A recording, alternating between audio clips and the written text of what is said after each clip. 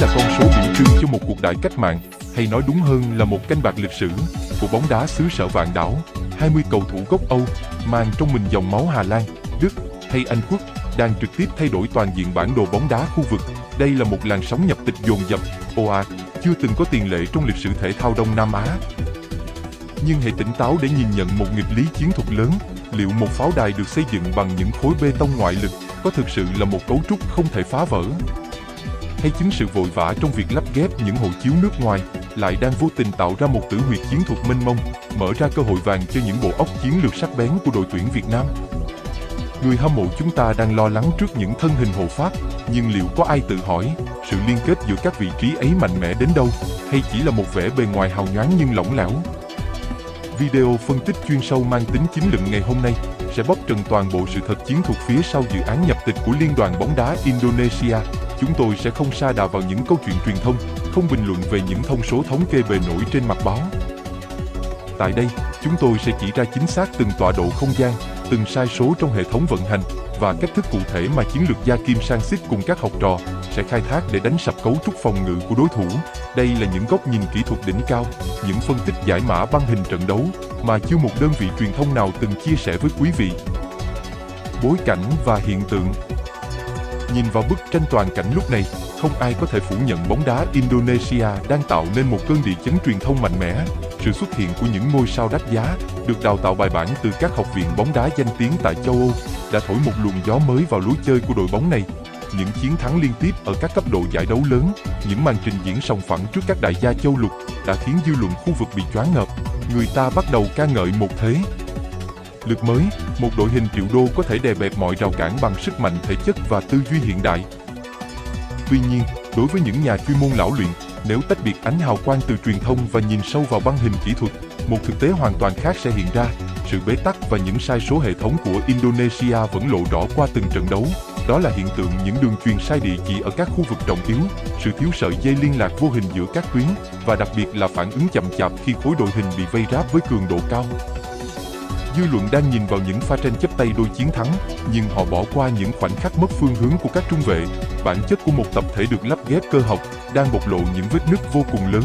Khi đối phương dồn ép bằng một lối chơi kỷ luật, cấu trúc của Indonesia lập tức bị chia cắt thành những khoảng không gian độc lập, thiếu tính bọc lót. Một bản danh sách và sự phân hóa tuyến nhân sự. Hãy đi thẳng vào nguyên nhân cốt lõi của vấn đề, thông qua việc cập nhật và mổ xẻ danh sách dàn sao nhập tịch mới nhất của đối thủ. Bản danh sách này cho thấy một ý đồ chiến lược rất rõ ràng từ ban huấn luyện Indonesia, nhưng đồng thời cũng phơi bày một sự phân hóa nhân sự sâu sắc, trục xương sống trong sơ đồ chiến thuật của họ, hiện tại đang được neo giữ bởi những cái tên dày dặn kinh nghiệm trận mạc. Ở trung tâm hàng tiền vệ, Tom Hay, người được mệnh danh là giáo sư, sở hữu nhãn quan chiến thuật sắc bén và khả năng phân phối bóng ở đẳng cấp cao. Sát cánh cùng anh là Mark Klug, một máy quét cần mẫn, người chịu trách nhiệm thu hồi và dọn dẹp khu vực trung tuyến.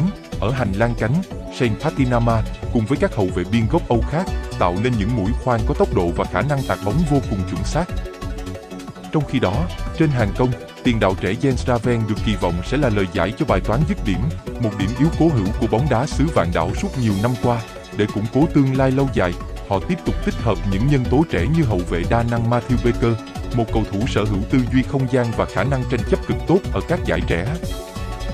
Tuy nhiên, chính bản danh sách ấn tượng này lại đang chứa đựng một nghịch lý chiến thuật lớn, đó là sự mất cân đối trầm trọng về mặt năng lực và tư duy chơi bóng giữa hệ thống phòng ngự và hàng tấn công.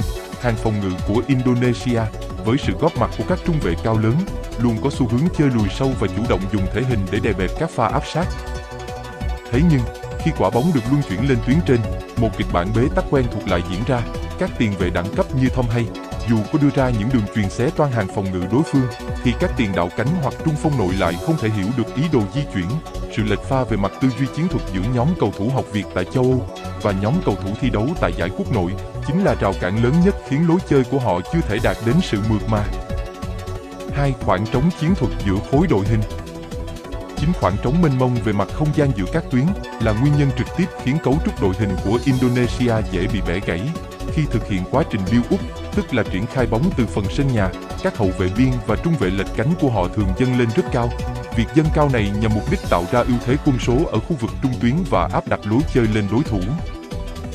Nhưng họ lại quên mất một quy luật cơ bản trong bóng đá hiện đại: khoảng trống phía sau lưng các hậu vệ biên khi dâng cao chính là vùng đất cấm nguy hiểm nhất, do cự ly đội hình không được duy trì một cách hợp lý. Khoảng cách giữa hàng hậu vệ và hàng tiền vệ của Indonesia thường xuyên bị kéo giãn ra từ 20 đến 30 mét. Khi đối phương thực hiện một pha đánh chặn thành công và tổ chức chuyển trạng thái nhanh, hệ thống phòng ngự của Indonesia lập tức rơi vào trạng thái báo động. Các trung vệ hộ pháp của họ dù mạnh mẽ trong các pha không chiến, nhưng lại lộ rõ sự chậm chạp trong các tình huống xoay trở và bọc lót cho nhau. Họ không thể ngay lập tức thu hẹp khoảng cách để che chắn cho những khoảng trống đã lộ ra trước đó. Thêm vào đó, sự lúng túng của họ trong việc thiết lập một khối đội hình phòng ngự khu vực ổn định càng trở nên rõ ràng khi đối đầu với các đội bóng chơi pressing tầm cao. Indonesia rất mạnh khi được chủ động cầm bóng và chơi theo nhịp độ của mình, nhưng khi bị đẩy vào thế phải chống đỡ các đợt hãm thành liên tục, với tốc độ luân chuyển bóng nhanh, các cầu thủ nhập tịch bắt đầu bộc lộ sự mệt mỏi và mất tập trung. Sự liên kết lỏng lẻo giữa một thủ môn ngoại và các trung vệ mới lần đầu đá cặp với nhau đã không ít lần dẫn đến những sai lầm ngớ ngẩn, những bàn thua không đáng có. 3. Phương án khắc chế của huấn luyện viên Kim Sang-sik. Đây chính là cơ sở khoa học và là chất liệu chiến thuật quan trọng để huấn luyện viên Kim Sang-sik đưa ra những phương án khắc chế hoàn hảo. Chiến lược gia người Hàn Quốc với sự thấu hiểu sâu sắc về triết lý bóng đá Đông Á kết hợp cùng tư duy hiện đại chắc chắn đã nhìn thấy điểm yếu chí mạng này. Ông hiểu rằng để đối đầu với một hàng phòng ngự cao lớn, việc chơi bóng bổng hay lạm dụng các quả treo bóng từ biên vào trung lộ chẳng khác nào tự sát. Vũ khí để giải mã đồn lũy này phải là những đường chuyền ngắn, nhanh và những pha di chuyển không bóng thông minh, đánh thẳng vào khu vực nách hàng thủ của đối phương. Khu vực nách, tức là khoảng không gian nằm giữa trung vệ lệch cánh và hậu vệ biên dâng cao, chính là nơi mà hệ thống bọc lót của Indonesia lỏng lẻo nhất. Khi hậu vệ biên của họ mãi miết tham gia tấn công, trung vệ lệch cánh sẽ buộc phải di chuyển ra dạt biên để cover khoảng trống. Lúc này, một khoảng trống lộ ra giữa trung vệ đó và trung vệ thòng. Nếu tuyển Việt Nam sở hữu những tiền vệ có nhãn quan nhạy bén, cùng những tiền đạo cánh có tốc độ xé gió, chúng ta hoàn toàn có thể tung ra những đòn đánh quyết định vào vị trí này. Để hiện thực hóa ý đồ chiến thuật đó, đội tuyển Việt Nam cần thiết lập một khối đội hình trung bình thấp nhưng cực kỳ linh hoạt. Chúng ta chủ động nhường quyền kiểm soát bóng ở một số thời điểm, nhằm dụ đối phương dâng cao đội hình và bộc lộ khoảng trống. Khi giành lại được quyền kiểm soát bóng, toàn bộ hệ thống phải ngay lập tức thực hiện quá trình chuyển trạng thái từ thủ sang công, chỉ trong vòng từ 3 đến 5 giây. Các tiền vệ trung tâm của Việt Nam, thay vì chuyền bóng an toàn sang hai biên, phải thực hiện những đường chọc khe thẳng vào trung lộ, hoặc những đường chuyền điểm rơi chính xác vào khoảng trống sau lưng hàng thủ đối phương. Việc tận dụng các tình huống đập nhã một chạm, tam giác phối hợp ở tốc độ cao sẽ khiến các trung vệ to béo của Indonesia không kịp xoay trở. Chúng ta không cần dùng sức để đấu với sức, mà dùng sự nhanh nhẹn, tinh quái và tư duy không gian để khuất phục đối thủ. Hệ quả của cuộc đối đầu chiến thuật đỉnh cao này không chỉ đơn thuần gói gọn trong việc tranh giành 3 điểm ở một trận đấu cụ thể, nó mang một ý nghĩa vĩ mô, quyết định đến sự sống còn và định hình triết lý làm bóng đá của cả một vùng Trung Đông Nam Á.